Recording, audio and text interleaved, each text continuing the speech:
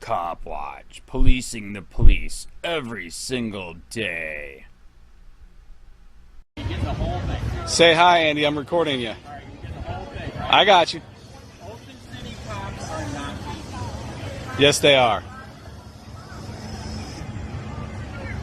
You know what's really criminal? What's that? Those knee-high socks. I know, but that's what the brown shirts wore.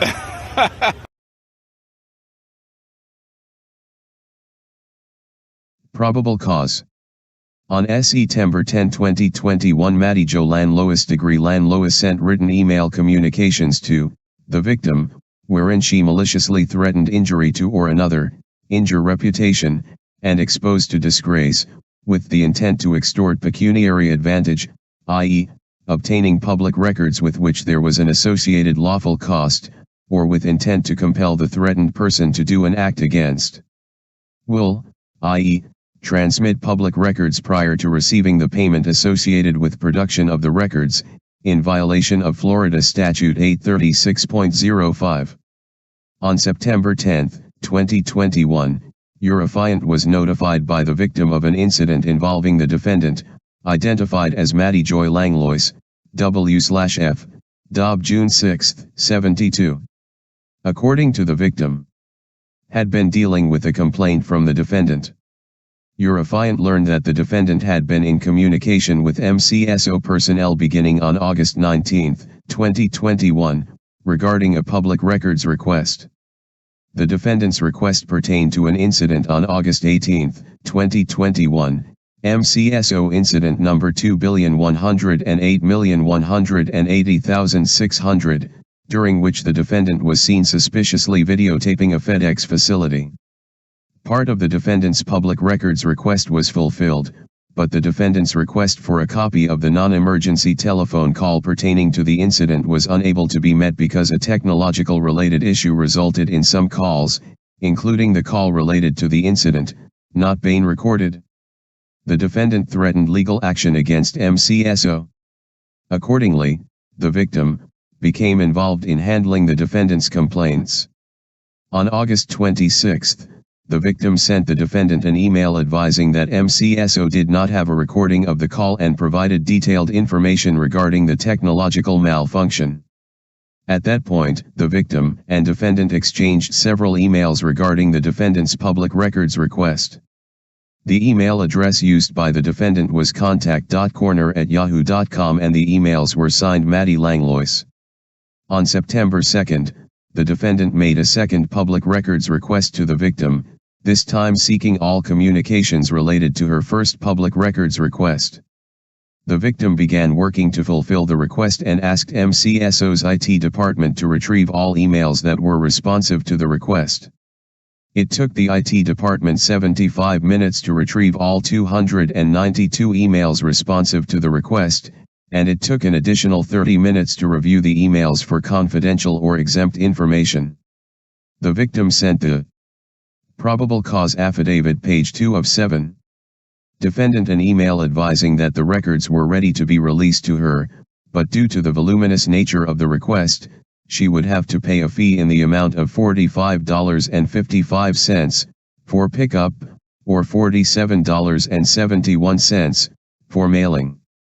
The victim's email to the defendant included a reference to the statutory authority for the fee, Florida Statute 119.07, 4A1, as well as a detailed invoice showing how the fee was calculated, and an explanation that the records had to be mailed or picked up because the file was too large to be sent via email.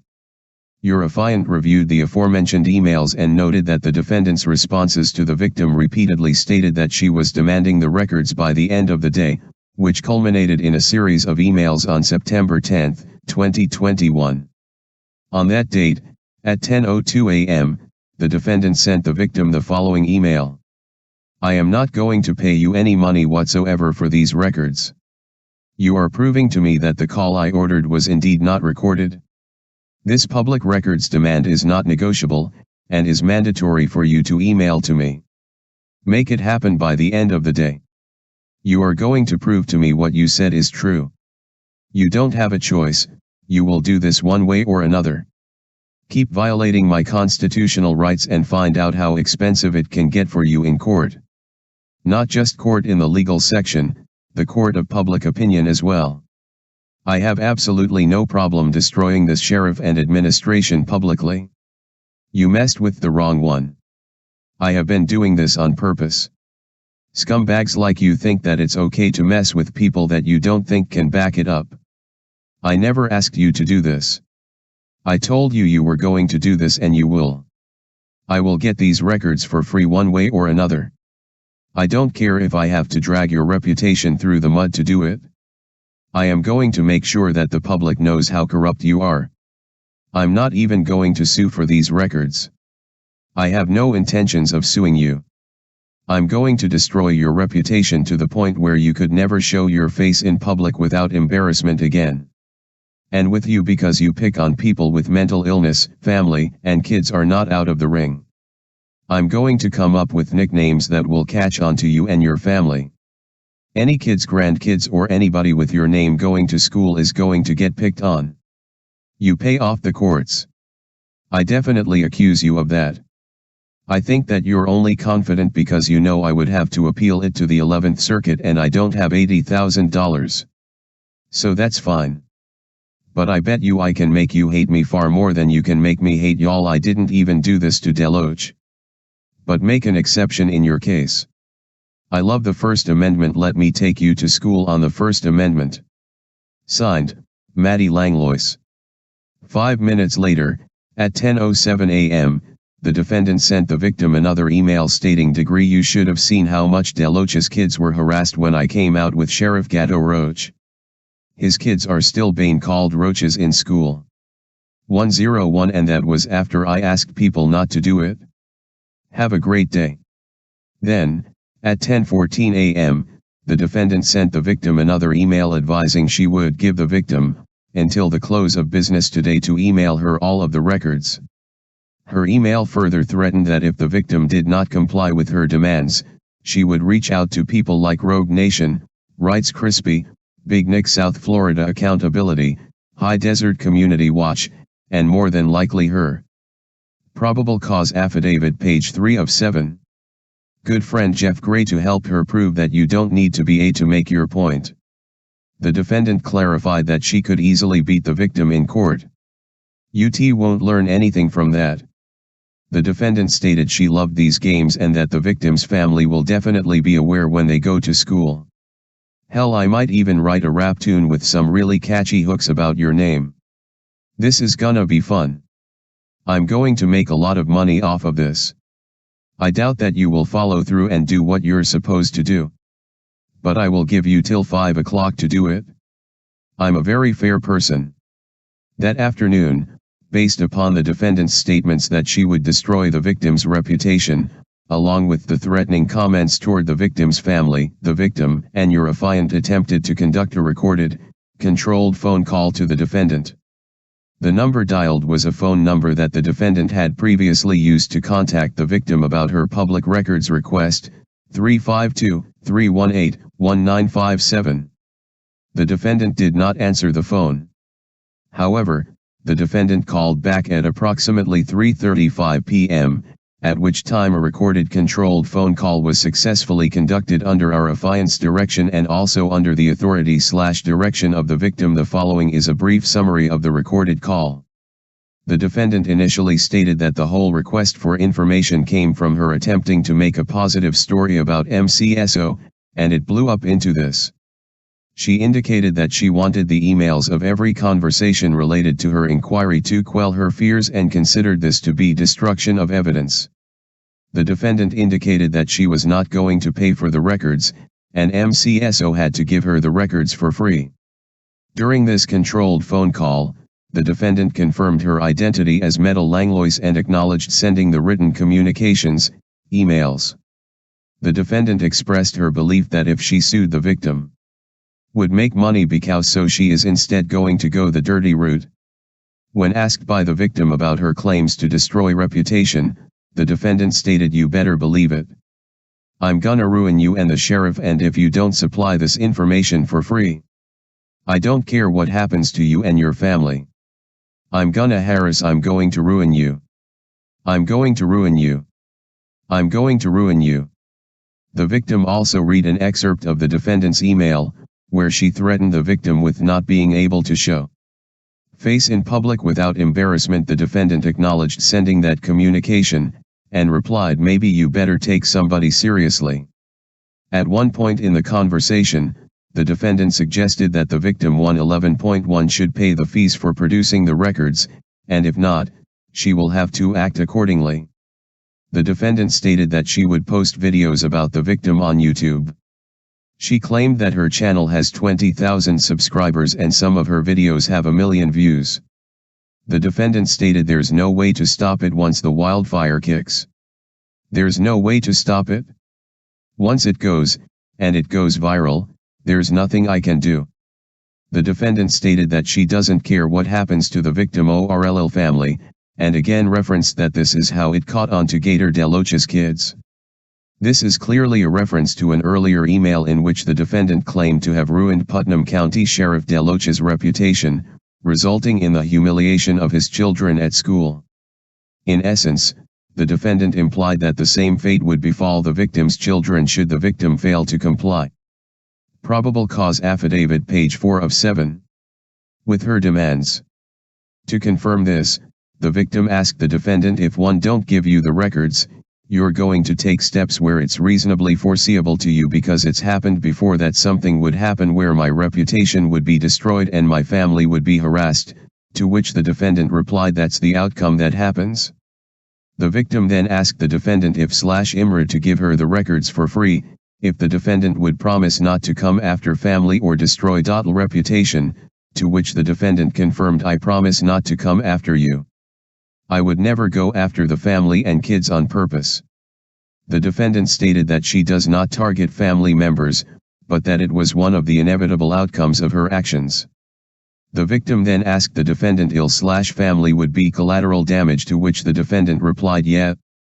Pretty much, that's the way it happens, man. I mean, nicknames and stuff like that, and you know it happens.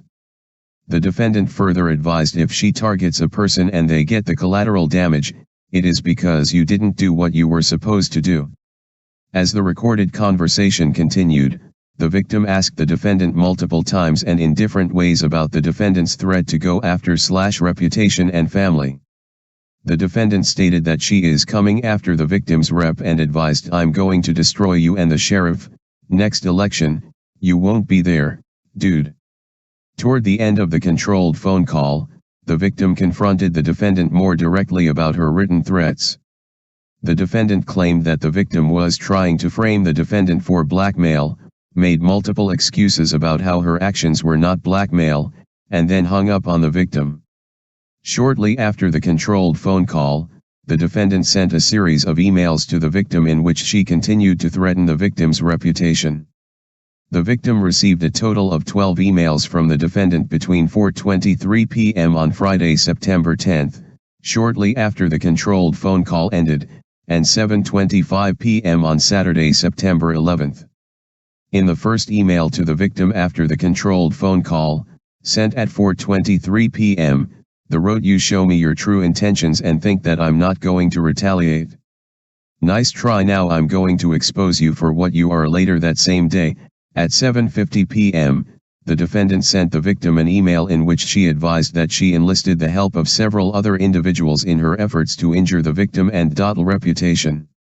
The defendant listed the individuals by their aliases or pseudonyms, Acura Amanda, and American Amy, and they are all on board and are contacting Big Nick South Florida Accountability, J. Surreal, a bunch of us to say the least.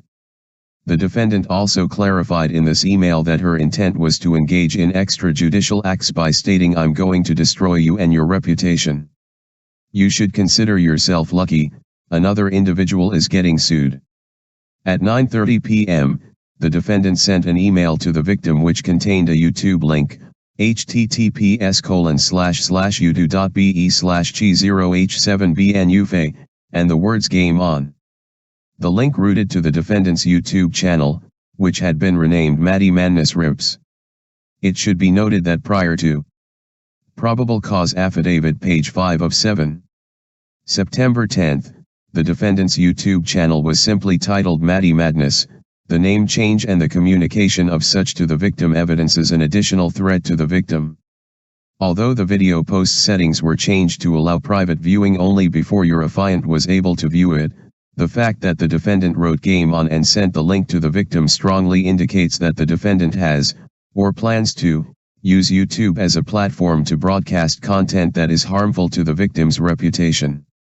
An email from the defendant sent to the victim at 11:27 p.m. on September 10th contains statements such as, "When I get done with you, you're going to be ashamed of showing your face in public. I am going to make sure that your name is dragged through the mud, and I already have some really catchy catchphrases that I hope will become viral on your name degree." In an email sent on Saturday, September 11th, at 12:54 a.m., the defendant stated, "That's really funny is even if you had provided the records, I was still going to do this, and even if the victim gave the records in person with an apology, it's all too late." The defendant further advised she has nothing better to do than drag the victim through the mud. Based upon the totality of the circumstances, your affiant believes that sufficient probable cause has been developed to believe that the defendant did make a written communication to the victim, and in that communication, the defendant threatened to injure the reputation of the victim / expose the victim to disgrace, as well as the family members of the victim, and did make those threats maliciously with the intent to gain pecuniary advantage, production of the records without payment, or compel the victim to do an act against / will, deliver public records prior to receiving the payment associated with their production. Lastly, the defendant intended that the threat be communicated to the victim. Your affiant would request that the defendant be held on a no-bond status for the following reasons. The defendant lives in Putnam County and does not appear to have any ties to Marion County. The defendant was arrested for one count of intercepting oral communications on December 18, 2020 in St. Johns County, case number 2020 CF 1719. The defendant posted bond on December 21, 2020, and was released from custody. The case is still open and active. Consequently, the defendant was out on pretrial release at the time he committed the offense in the instant case. The defendant enlisted third parties that use aliases / pseudonyms to aid her in the commission of her criminal activity. The fact that these third parties use aliases indicates their desire to engage in acts that they do not want traced back to them. Unless the defendant is held in custody, her communications and directions to the third parties cannot be monitored, which significantly increases the probability of intimidation and danger to the victim. Officer name rank / IDS. Involvement on report / reporting FAR